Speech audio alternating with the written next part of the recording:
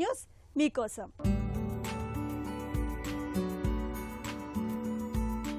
జ్ఞాపక శక్తి, ఆలోచన, భాషల విషయంలో ఇటీవల మార్పులేమైనా కనిపిస్తున్నాయా అంటే తరచూ మర్చిపోవడం, ఆలోచన సక్రమంగా సాగకపోవడం, తెలిసిన ప్రాంతాల్లో తిరగడానికి ఇబ్బంది పడడం, తికమక పడడం వంటి ఇబ్బందుల్ని ఎదుర్కొంటున్నారా?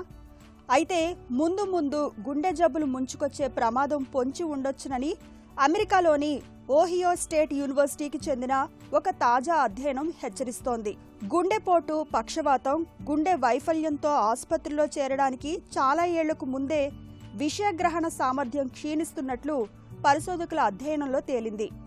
వీటి బారిన పడటానికి ముందు వృద్ధుల్లో అతివేగంగా జ్ఞాపక శక్తి, ఆలోచనలు, నిర్ణయాత్మక శక్తి తగ్గుతున్నట్లు పరిశోధకులు గుర్తించారు. గుండె జబ్బుల అనంతరం విషయగ్రహణ సామర్థ్యం తగ్గుతుందన్న విషయం ఇప్పటికే తెలుసు. కానీ గుండె జబ్బులకు ముందే ఇది మొదలవుతుందో లేదో అనేది ఖచ్చితంగా తెలియదు. అందుకే 65 ఏళ్లు అంతకన్నా ఎక్కువ వయసు గలవారి ఆరోగ్య సమాచారాన్ని పరిశోధకులు పరిశీలించారు. గుండె జబ్బులకు గురవడానికి 3 ఏళ్ల ముందు నుంచే మేధాశక్తి తగ్గుతున్నట్లు వారు గుర్తించారు. ముఖ్యంగా జ్ఞాపక శక్తి, భాషా సామర్థ్యం, విషయాలను విడమర్చుకోవడం, గలగల మాట్లాడడం చాలా వేగంగా తగ్గుతుండడం గమనార్హం.